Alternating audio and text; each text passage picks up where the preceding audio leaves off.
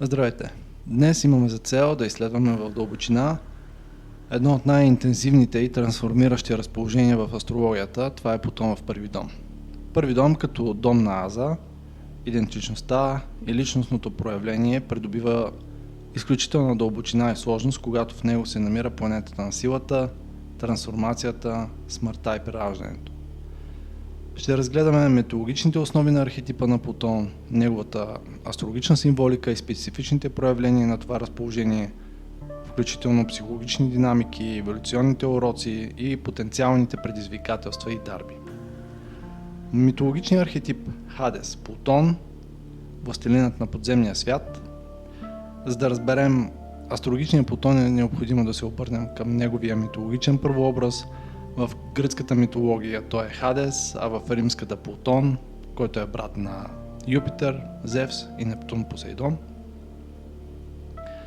Централен за разбирането на Плутон е митът за отвличането на Персефона. Този акт, макар и насилствен, е мотивиран от любов, предизвикана от стрелата на Купидон и води до превръщането на Персефона в кралица на подземния свят. Това символизира трансформацията чрез криза и намирането на сила в дълбините на подсъзнанието. Плутон е и бог на скритото богатство, минерали, скъпоценни камъни, т.е. неща, които се намират под земята. Това символизира идеята, че най-големите ни съкровища, таланти, сила често са скрити в най-дълбоките и тъмни части на нашата психика. Подземният свят не е ад в християнския смисъл, а по-скоро място за покой на душите и метафора за подсъзнателния ум, т.е. мястото на нашите скрити страхове, желания, травми и потенциал.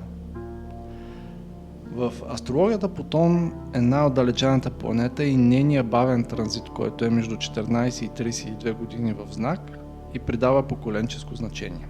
В индивидуалната карта обаче нейната позиция по дом е изключително лична. Нека кажем първо няколко ключови думи за Плутон. Това са трансформация, сила, контрол, криза, смърт и прераждане, мания, обсебване, табу, психология, скритото, карма и еволюция на душата. Плутон разкрива нашите най-дълбоки, често несъзнателни страхове и компулсивни модели на поведение. Той ни изправя пред кризи, за да разруши фалшивите ни представи за сигурност и да ни принуди да се свържем с автентичната си вътрешна сила.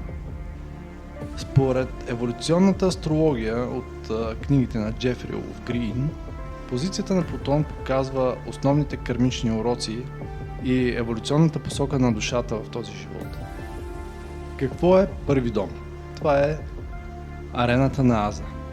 Първи дом е Ъгов дом и започва с асцендента. Той е най-личната част на хороскопа и представлява идентичност и личност, т.е. кой съм аз, начина по който се възприемаме и се представяме пред света, също така физическото тяло и външния вид, т.е. нашата физическа структура и как изглеждаме, също лична воля и инициатива или как подхождаме към живота и как започваме нови неща. Асцендентът е филтърът, през който възприемаме реалността. Всяка планета, разположена в първи дом, става неразделна част от нашата идентичност. Нейната енергия се излъчва директно и е видима за околните. Това прави планетата изключително силна, но и потенциално проблематична, ако не е осъзната. И когато интензивната и трансформираща енергия на Плутон се постави в дома на Аза, се ражда една от най-мощните и сложни психологични конфигурации и теорията тогава отстъпва място на дълбоко лични и често драматични житейски преживявания. За да разберем истинската същност на това разположение, е необходимо да разгледаме конкретни истории и сценарии, през които преминава човек с такава натална карта. Да започнем с ранните години, когато се формира и то под натиск. Първите години от живота често задават тона на плутонианската динамика.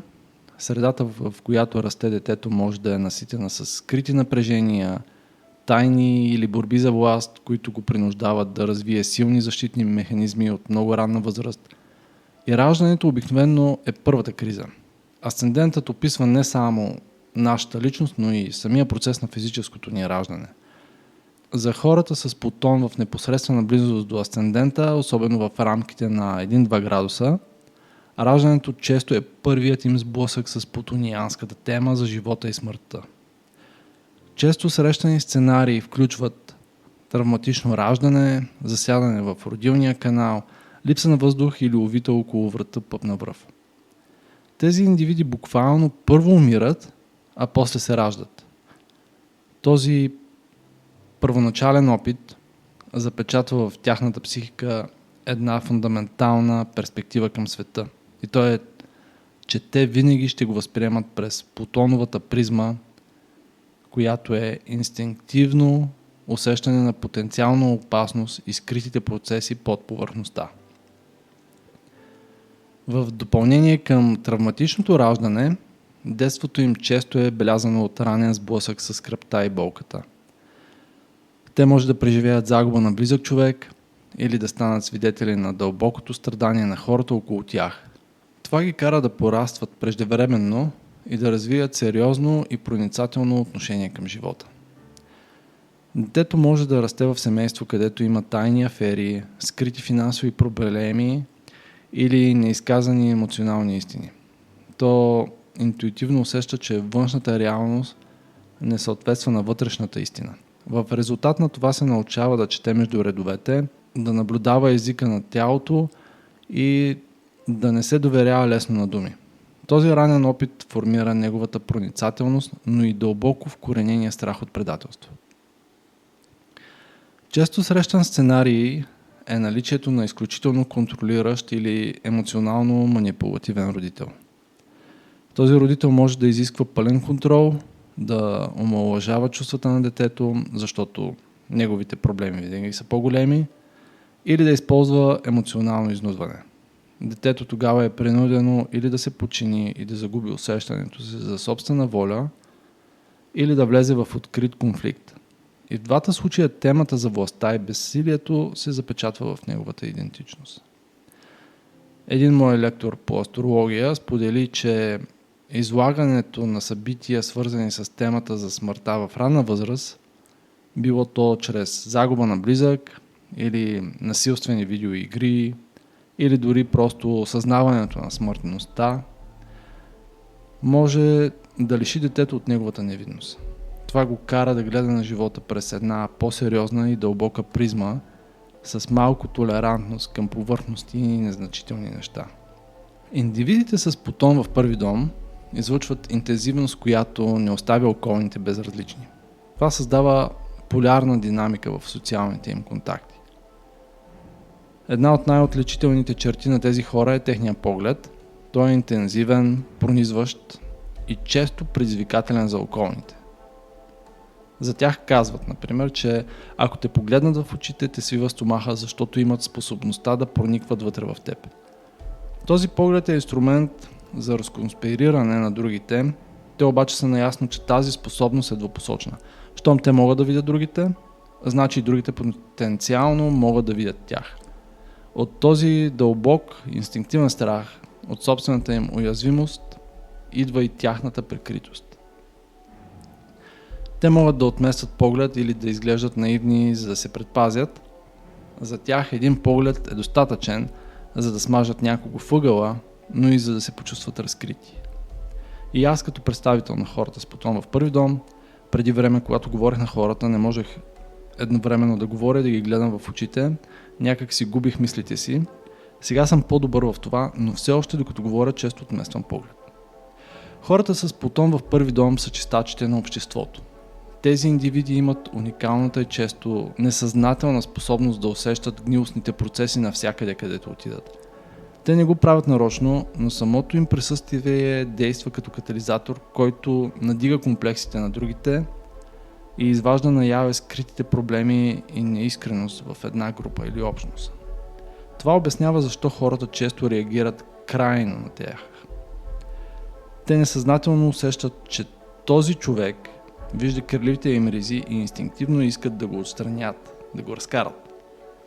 Това е част от тяхната колективна мисия, т.е. да бъдат чистачи, които осветяват едва ли не сенките, дори с цената на това да бъдат отхвърлени и да се чувстват неприети.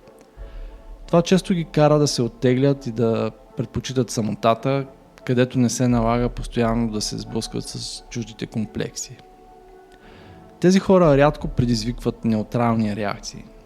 Както описва един от авторите, хората или те обичат до степен на мания, или те мразят без причина. Те привличат хората с същата лекота, с която привличат и враговете си. Това се дължи на факта, че тяхното присъствие действа като огледало, което кара другите да се изправят пред собствените си сенки и скрити желания. За да се предпазят от интензивните реакции и потенциална уязвимост, те често си изграждат защитна маска, т.е. покер фейс или дори resting bitch face. Това е несъзнателен опит да се контролира ситуацията, като не се позволява на другите да видят какво наистина се случва вътре в тях. Един от моите лектори ми сподели, че това е защитен слой, който те поставят, за да не позволяват на другите да видят какво е дълбоко в тях, защото смятат, че могат да бъдат уязвими или изложени. Тъй като първи дом управлява тялото, животът им може да бъде белязан от драстични физически трансформации. Това може да е свързано с тегло, стил на обличане, татуировки или дори хирургически промени. Например, аз лично наскоро се оперирах заради крива носна преграда.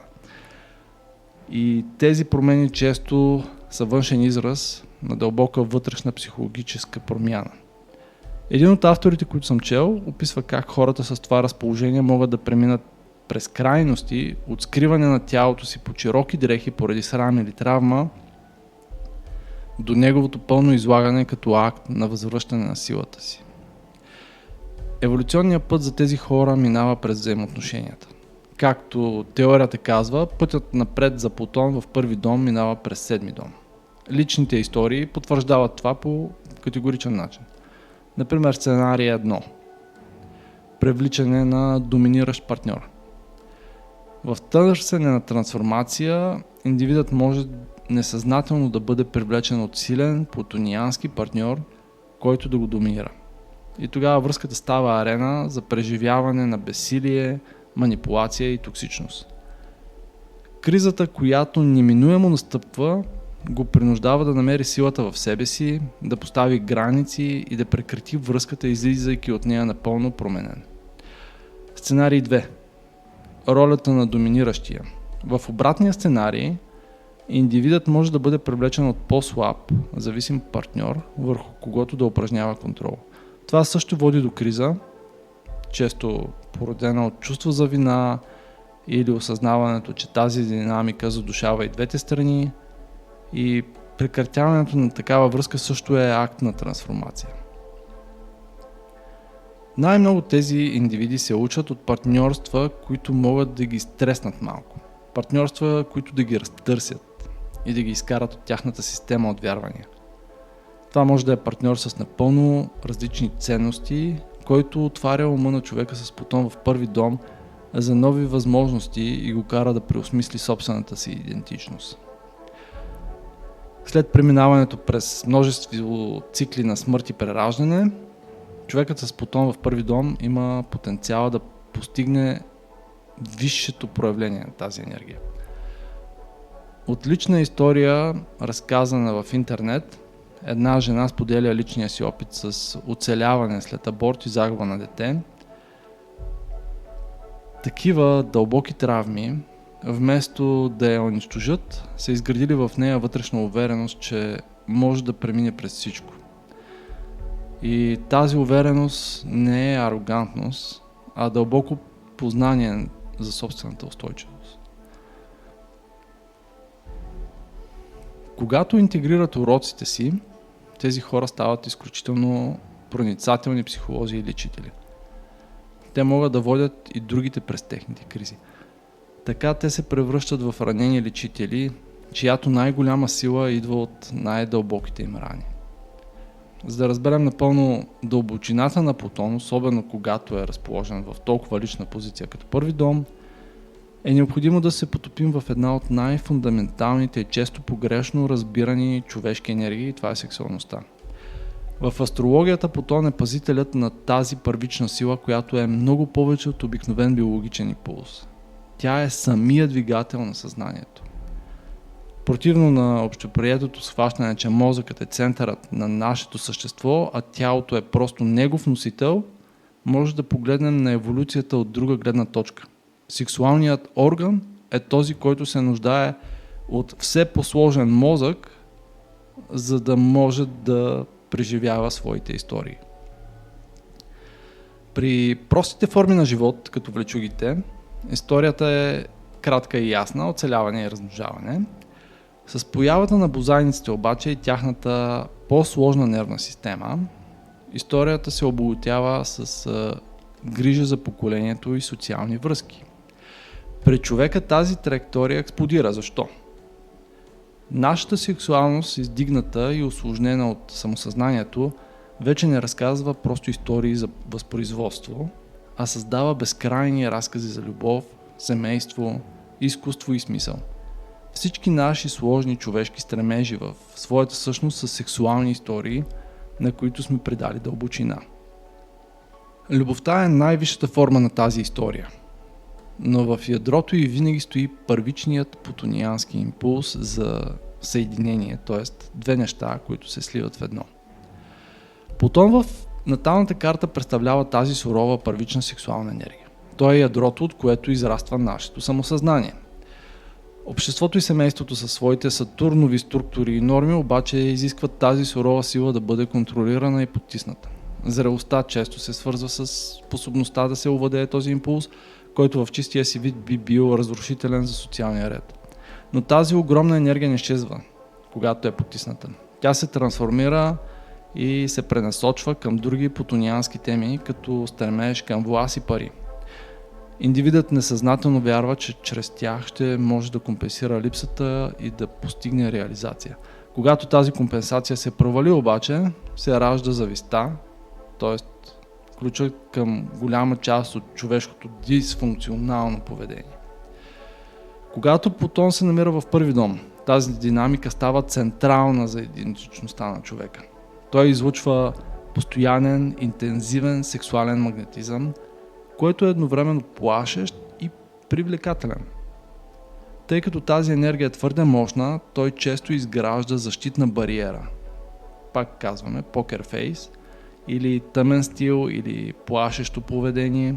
Това е опит да се прикрие и контролира силата, която носи. Основният вътрешен конфликт проистича от факта, че индивидът се страхува от собствената си плутонианска мощ, той не знае как да я използва конструктивно, затова я отрича, но тя продължава да избива несъзнателно, привличайки интензивни и често разрушителни взаимоотношения.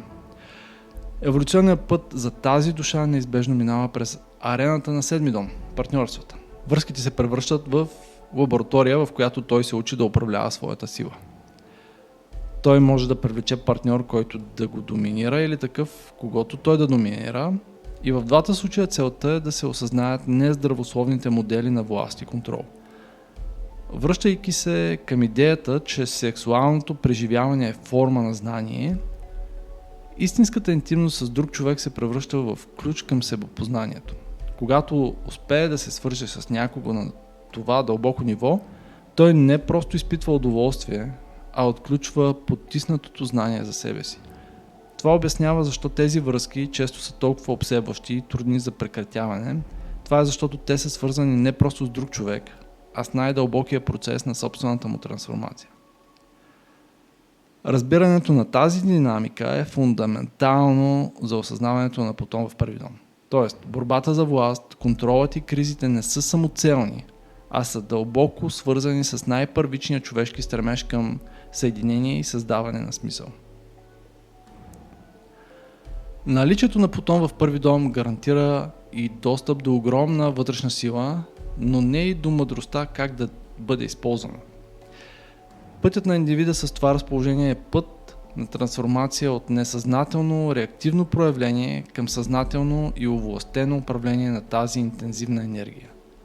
Също разграничаването на тези две състояния е от съществено значение за разбирането на неговата психологическа и духовна зрялост.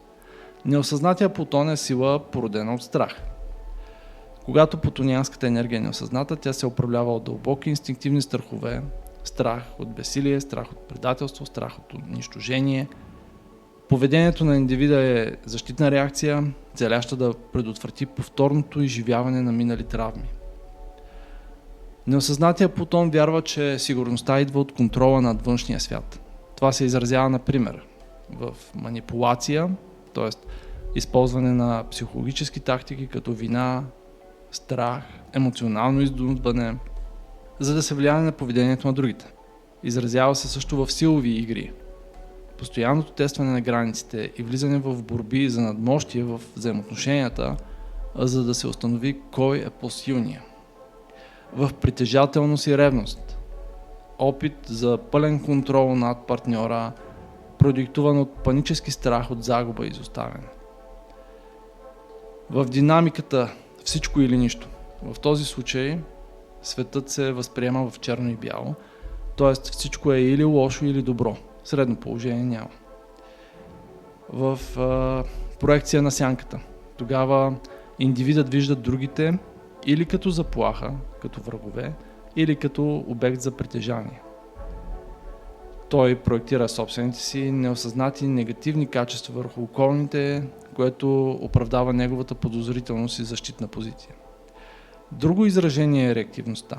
Вместо да действа, той реагира и всяка ситуация, която застрашава усещането му за контрол, предизвиква мощна и често разрушителна реакция. Когато Плутон е неосъзнат, Плутон живее в състояние на постоянно напрежение. Той е обсебен от потенциални заплахи, анализира всяка дума и действие на околните и измъчен от собствените си компулсивни мисли и желания. Силата му е външна, но вътрешно той е роб на собствените си страхове.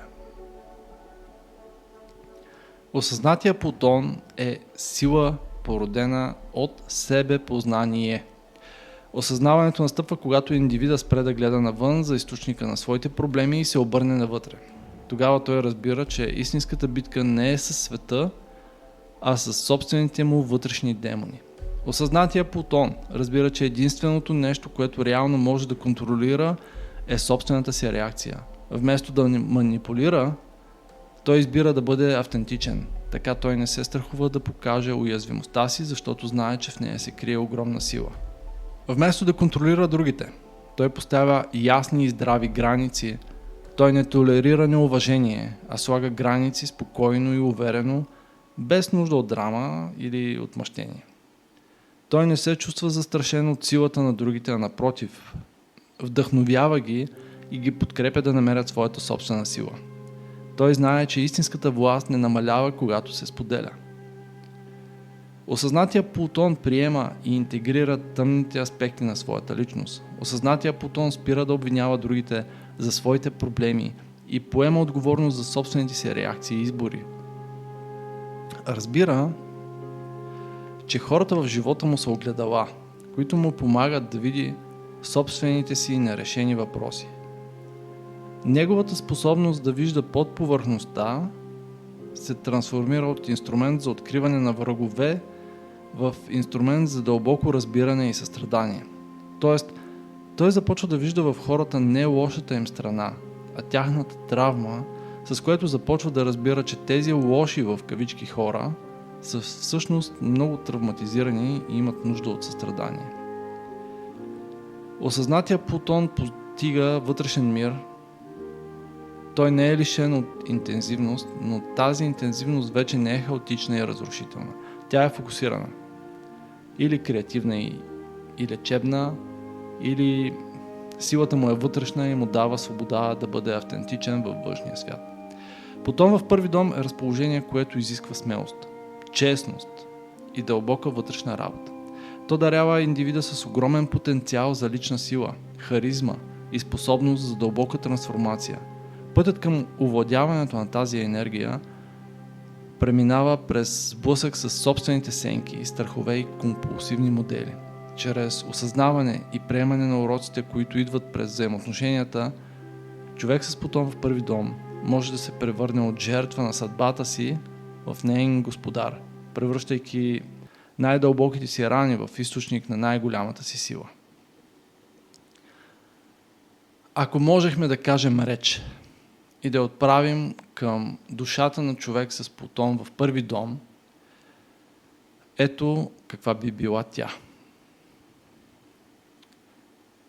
Спри. Спри за миг и чуй тишината за собствения си рев.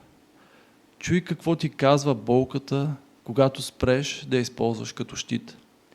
Ти, който си роден в битка, ти, който си поел първия си дъх, докато смъртта е надничала през рамото ти, ти, който носиш силата на подземния свят в погледа си. Защо си избрал да живееш на колене? Говориш за предателства, разказваш истории за врагове, обвиняваш света, родителите, партньорите си за раните, които носиш като медали на позора. Всеки белег е доказателство, нали? Доказателство, че си жертва. Лъжеш се. Най-големият ти враг не е онзи, който те е наранил. Най-големият ти враг е този, който гледаш в огледалото всяка сутрин и му позволяваш да продължава да кърви от стари рани. Ти си този, който държи ножа и го върти в собствената си плът, ден след ден, само да докажеш на света колко дълбоко си наранен. Мислиш, че твоята сила е в контрола, в манипулацията ли, в способността да накараш другите да се чувстват малки, за да се почувстваш ти голям. Това не е сила. Това е ехото на страха ти. Това е отчаяният писък на детето в теб, което все още вярва, че ако контролира всичко, никога повече няма да бъде наранено. Но виж се, вкопчен си в този контрол, а животът ти е хаос. Опитваш се да управляваш другите, а не можеш да управляваш собствения си гняв. Изискваш лоялност, а сам предаваш най-важния човек – себе си. Предаваш потенциала си, силата си, съдбата си за жалкото, временно удовлетворение да бъдеш прав или да бъдеш жертвата. Стига толкова! Истинската ти сила не е в това да предвидиш удара, тя е в способността ти да го понесеш и да се изправиш. Ти си оцеляла след раждането си, оцеляла си след всяка криза до сега. Ти си феникс, който седи в пепелта и се оплаква, че му е топло, вместо да разпери криле и да полети. Спри да чакаш извинение. Това няма да излекува нищо. Спри да чакаш отмъщение. То само ще те отрови. Спри да чакаш някой да дойде и да те спаси. Спасителят, който чакаш, си ти. Погледни раните си. Не като доказателство за своята слабост, а като карта към своята сила. Всяка болка ти е показала къде трябва да станеш по-силна. Всяко предателство те е научило на стойността на истинското доверие, доверието в себе си. Всяка загуба те е принудила да намериш нещо вечно вътре в теб. Твоята задача не е да избегнеш болката. Твоята задача е да я трансформираш. Да вземеш уловото на страданието си и да го превърнеш в златото на своята мъдрост.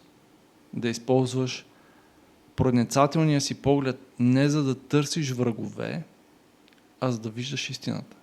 Да използваш магнетизма си не за да привличаш драма, а за да вдъхновяваш промяна.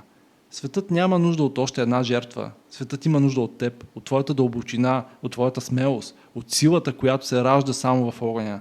Така че изправи се, изтупай пепелта от раменете си. Погледни света с очите, които могат да пробият всяка илюзия. И най-накрая, избери да бъдеш силата, която винаги си бил, вместо жертвата, в която си се превърнал. Битката свърши.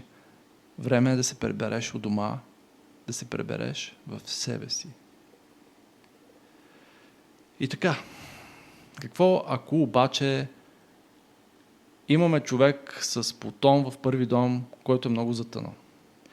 Какво ако той се страхува да влезе в взаимоотношения? Как тогава ще успее да намери начин да се трансформира? Ако човек с Плутон в първи дом само си стои вкъщи, ако човек с Плутон в първи дом се страхува дали си е свършил работата перфектно или дали другите не говорят зад гърба му, ако се страхува, че не е харесван, ако само работи, дори извън работно време, ако се страхува да напусне, защото не знае дали ще си намери нова работа, какво ще стане тогава? Как да измъкнем този човек от дъното? Може би тази жена е имала силно доминиращ баща. Може би също е имала 10 годишна връзка, която се е разпаднала и в същото време баща ѝ умира. Може би е плакала всеки ден в продължение на година след раздялата си. Това е изключително важен и болезнен реален сценарий. Този сценарий описва перфектно парадокса на Плутон в първи дом. Еволюционният път минава през взаимоотношенията, т.е. седми дом, но травмата кара човека да ги избягва на всяка цена. Резултатът е застой, живот управляван от страх, а не от сила. Това е класическият плутониански затвор. Човекът е заключен от собствените си защитни механизми. Той е толкова ужасен от потенциалната болка, че предпочита познатата агония на самотата и самокритиката пред риска от ново нараняване. За да измъкнем тази жена от дъното, не можем да използваме същата огнена реч, както преди. Тя вече е в пепелта. Огънят само ще я изгори още повече.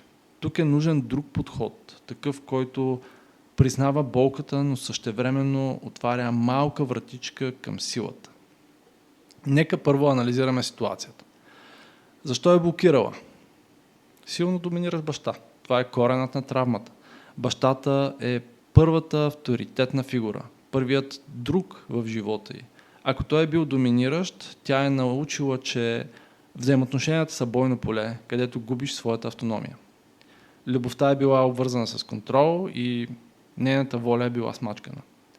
След това, 10 годишна връзка, разпаднала се заедно с смъртта на бащата. Това е ключов момент. Връзката, макар и дълга, вероятно е била несъзнателно повторение на динамиката с бащата. Тя е била познатата, сигурна в своята предвидимост.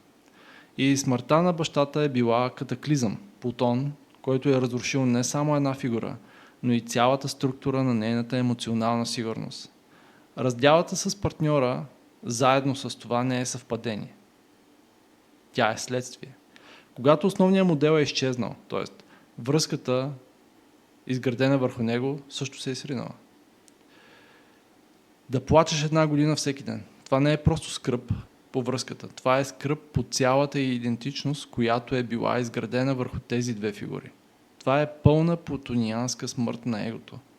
Тя е останала без нищо познато, на което да се облегне. Всички страхове са симптоми, а не причината. Например, страх от вързване.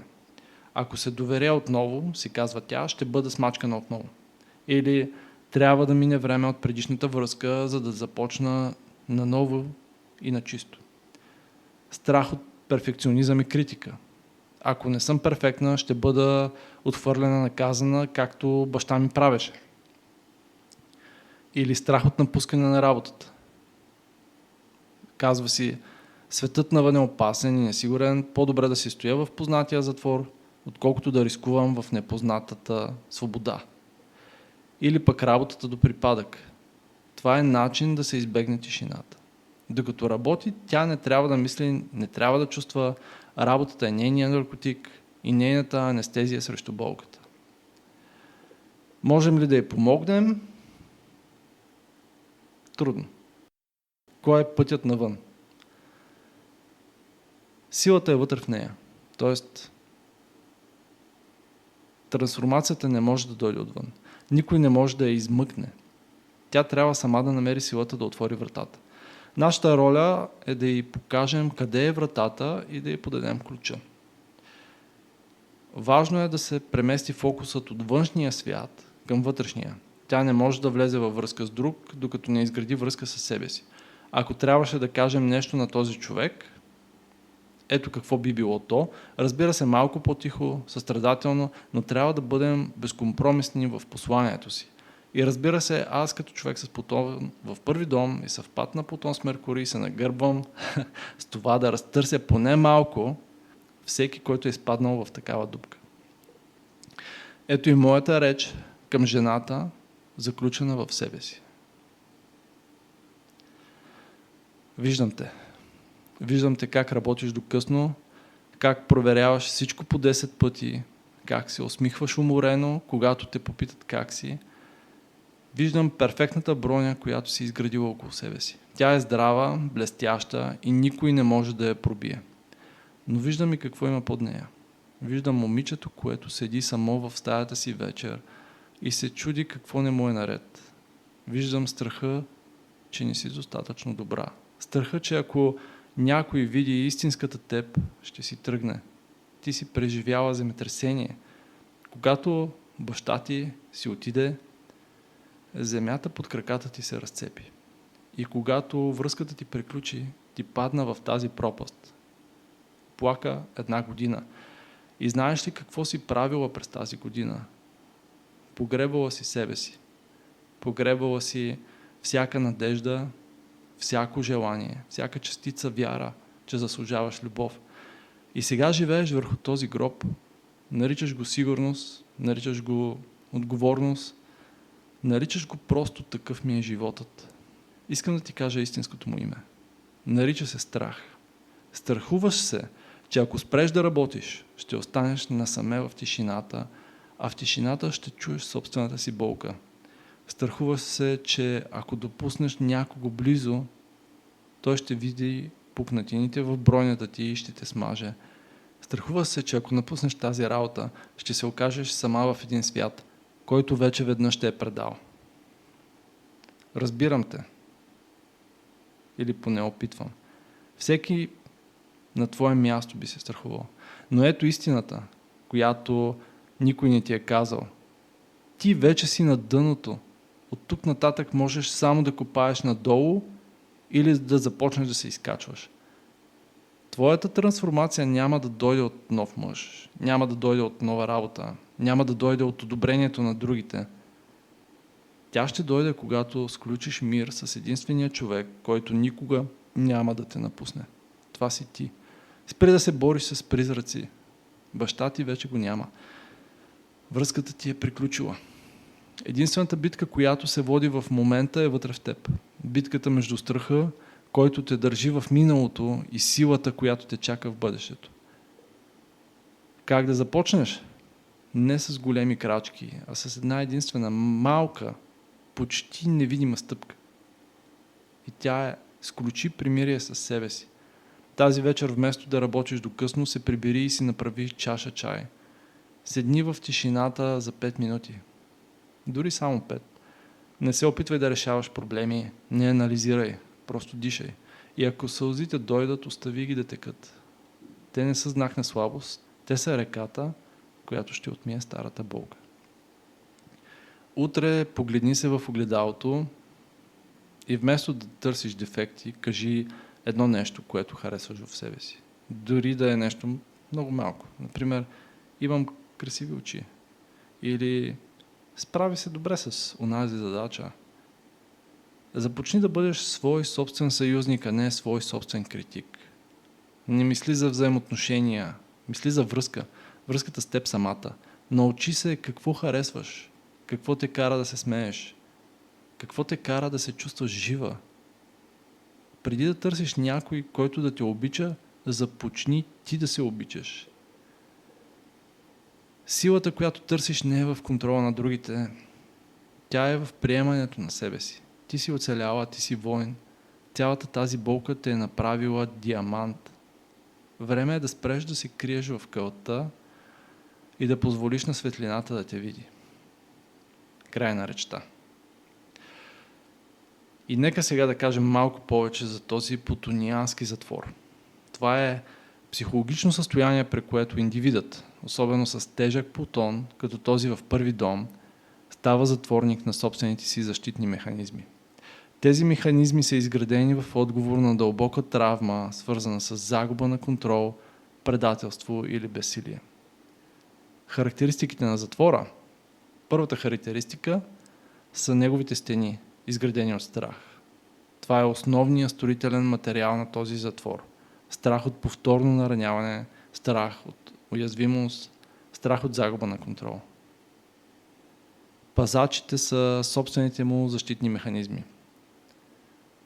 Ролята на пазачите се изпълнява от контрол и микроменеджмент, изолация, перфекционизъм, самосаботаж.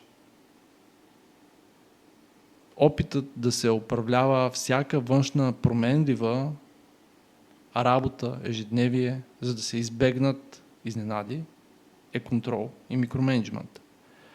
Съзнателното избягване на интимни връзки и нови социални контакти, защото те носят риск от болка, е изолацията. Вярата, че ако всичко е перфектно, няма да има причина за критика или отхвърляне, това е перфекционизма. Несъзнателното проваляне на възможности за щастие или промяна, защото непознатото е по-страшно от познатото страдание, това е самосаботаж. Затворникът е и тъмничар. И парадоксът е, че човекът сам държи ключа за килията си. Той е този, който поддържа стените, подхранва страховете си и отказва да излезе, дори когато вратата е открехната. Най-голямата ирония е, че затворът се усеща като най-сигурното място на света. Вътре е познато, предвидимо и макар да е изпълнено със страдание, това е познатото страдание. Външният свят е хаотичен, опасен и изпълнен с потенциални заплахи. Защо да излиза в него? Как се влиза в този плутонов затвор? Както в случая, който написах, първо настъпват събития, които разрушават основните чувства за сигурност на човека, например смърт на родител или тежка раздяла. След това старата идентичност се унищожена. Човекът се чувства оголен, безсилен и изгубен. И накрая, в отговор на огромна болка и страх, той започва да строи защитна крепост около себе си. С времето тази крепост, създадена да го пази, се превръща в негов затвор. Но по-важното е как се излиза от затвора. Излизането не е еднократно събитие, а процес на осъзнаване и малки смели стъпки. Първата и най-трудна стъпка е да признае пред себе си, че не е жертва на обстоятелствата, а затворник на собствените си избори. Следващата стъпка е да спре да обвинява миналото и да започне да поема отговорност за настоящето. След това да започне да изследва вътрешния си свят чрез терапия, медитация, водене на дневник, за да разбере корена на страховете си. После трябва да направи нещо малко, което я плаши. Да каже не на допълнителната работа, да излезе на разходка безцелна, да опита ново хобби, например. Тези малки победи изграждат увереност. И накрая постепенно да пренасочи огромната си плутонианска енергия от поддържане на затвора към изграждане на нов живот. Целта не е да се направи огромен скок, драматичен скок, който ще я оплаши и ще я върне обратно в килията. Целта е да се правят малки, последователни, почти незабележими пукнатини в стените. Докато един ден те се срутят от собствената си тежест. И всяка изпълнена стъпка е доказателство пред самата нея, че тя може да си върне контрола. Ежедневни ритуали за връщане към връзката с тялото й през първите 2-4 седмици. Например, първо целта е да прекъсне автопилотът на работа до изтощение и да се създаде минимална безопасна връзка с собственото тяло и настоящия момент. Това е фазата на сключване на примирие с себе си. Как? С някакъв сутрешен 5-минутен ритуал, веднага след събуждане, преди да погледне телефона си, трябва да седне в леглото, да постави едната ръка на сърцето си, другата, например, на корема, след това да направи 5 дълбоки съзнателни вдишвания. Трябва да усети как гърдите и коремът ти се повдигат. Целта не е да медитира, а просто да усети, че е в тялото си. И тогава трябва да каже на глас или на ум: днес избирам да бъда на моя страна. След това обеден ритуал, става от работното си място, дори само пред сградата долу, не трябва да гледа телефона си, може да погледне небето, дърветата, хората, трябва да наблюдава света и то без да го анализира, и така ума и трябва да си почине. Вечерен ритуал, някъде към 15 минути. Например, ритуал за чай в 7. Определи си точен час всяка вечер, който е края на работния ден, без компромиси обаче. Направи си чаша чай или друга топла напитка, седни на удобно място, напиши в един тефтер 3 неща, които са се случили през деня. И не е нужно да са добри неща, просто 3 факта някакви. Пример, видях червена кола, ядох ябълка или колегата ми кихна. И целта е да се откъсне от анализа и да се върне към простото наблюдение и простото съществуване. Следва втория етап, който е за втория и третия месец. Целта на втория етап е да се въведе елемент на новост и да се излезе от рутината, която е дом работа. Например, може да си постави предизвикателство на нов маршрут. Тоест, веднъж седмично да се прибира от работа по напълно различен маршрут, или пък да слезе една спирка по-рано, или да отиде да види някакъв магазин. Следващото предизвикателство може да е малкото удоволствие. Веднъж седмично може да си купи нещо малко, което е само за нея, но и носи удоволствие. Не защото го заслужава, а просто защото го иска. И може да е цвете, хубаво кафе, списание, шоколад.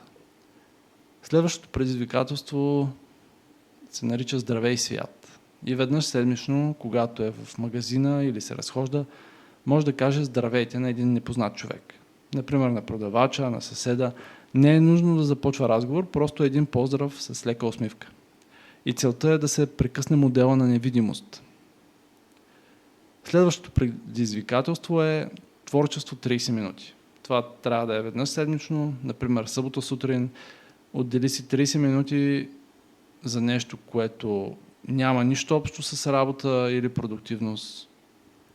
Да си пусне музика, да танцува сама, може да рисува, дори да не може, или да подреди цветя в ваза. Целта е да направи нещо просто заради самото правене, а не заради резултата и пак някакви неща свързани с критиката.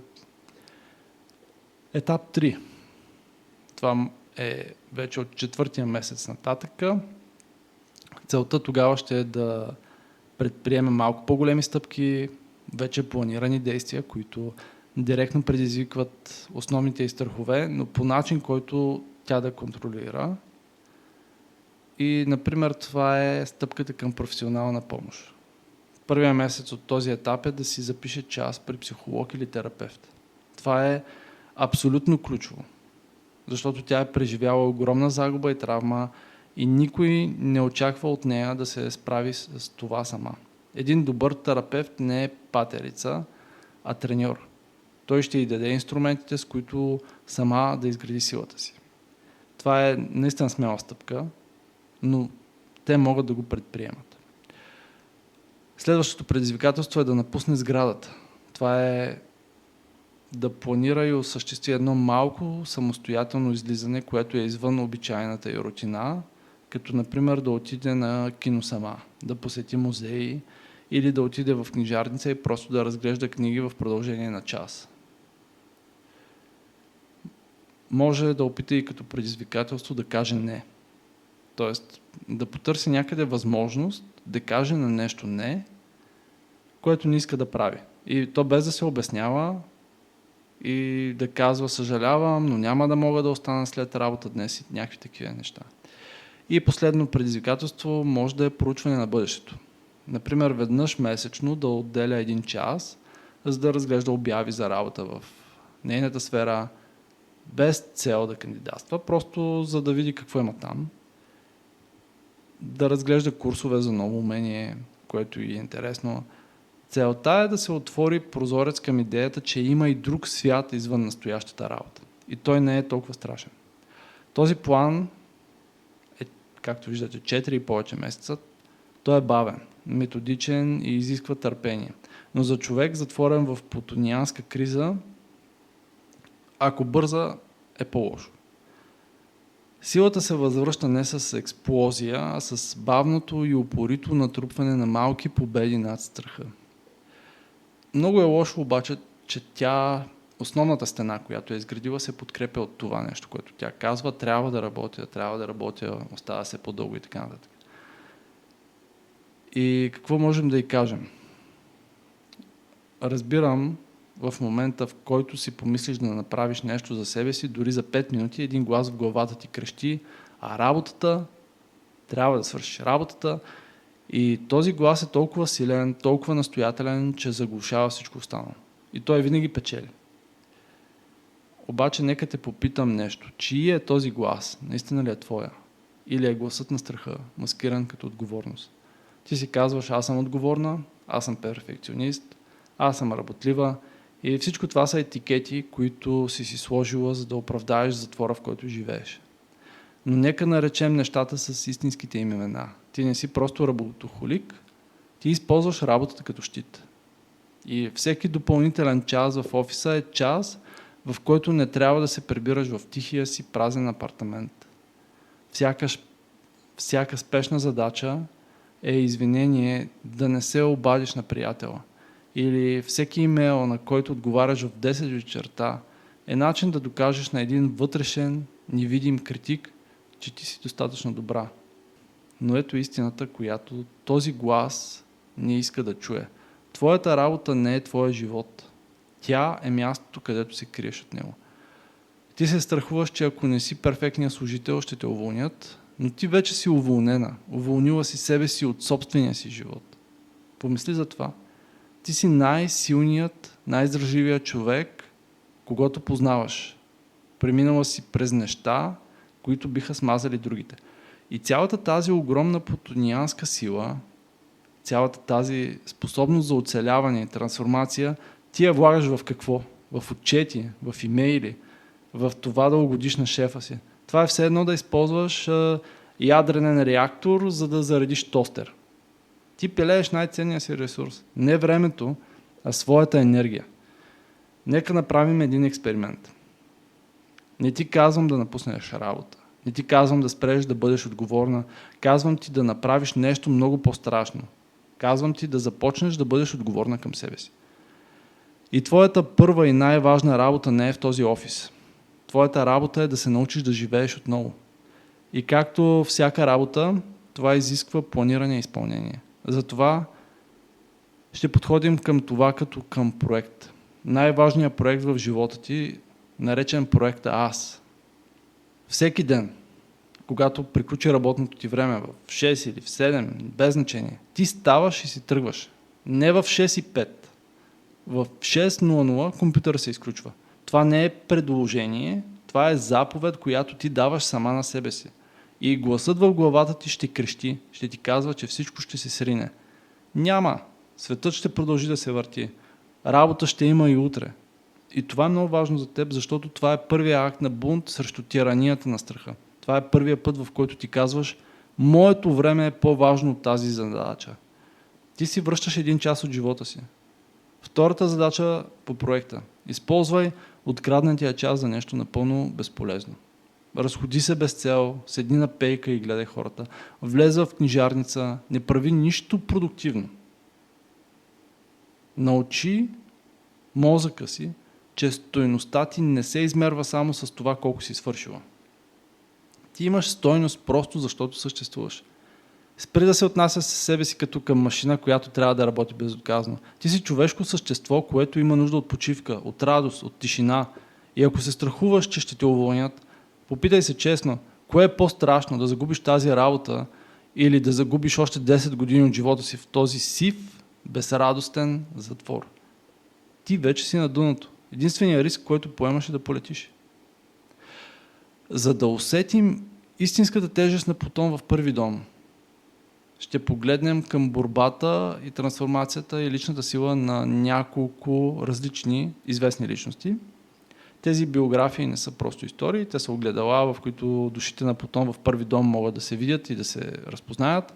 Първият е Леонардо Ди Каприо, той е роден на 11 ноември 1974 в 2:41 сутринта, 2:47 Лос-Анджелес. И неговият екоактивизъм като висше проявление е това, което намирам за плутонианско. След спечелването на Оскар през 2016 и особено активната му роля в защита на природата, той превръща личната си сила в глобален трансформатор. Ричард Брансън, той е роден на 18 юли 1950 в 7 часа сутринта в Лондон. Той поема много рискове, прегръщащи смъртта, от балонни пътешествия до космически полети, и той живее така, сякаш всяка крачка може да е последна. И неговия Virgin Group не е само бизнес, това е разширено проявление на неговата лична сила. Чарли Шин, роден на 3 септември 1965 в 10:48 в Ню Йорк вечерта, той буквално преживява публична смърт на егото. И кризата му през 2011 година, когато двама мъже и половина спират договора му, е огледал на плутонианска чупливост, излязла извън контрол. Скандалите, арестите и публичните схватки с вътрешните демони са гротескна прожекция на неосъзнат Плутон. Той има мания за всемогъщество, която само прикрива уязвимостта му. И да, понякога най-големия ни враг е илюзията за сила. Джимми Фалън. Той има обезоръжаваща харизма, плутониански магнетизъм, облечен в лекота и смях. И той прониква в хората чрез хумор, създава връзка чрез доверие и откритост. Обаче зад веселата фасада често прозират вътрешни борби. Напомняне, че дори ветровете имат дълбоки корени. И с Плутон понякога силата не се заявява публично, а силата се проявява чрез усмивка. И когато знаеш как да въведеш своята интензивност чрез лекота, ставаш истински могъщ. И така, това видео вероятно стана доста дълго, но нека да кажем за накрая. Твоя избор е прост, но не и лесен. Оставяш ли Плутон да те изгори, говорейки за уязвимост, или му позволяваш да те освети, за да срещнеш истината си?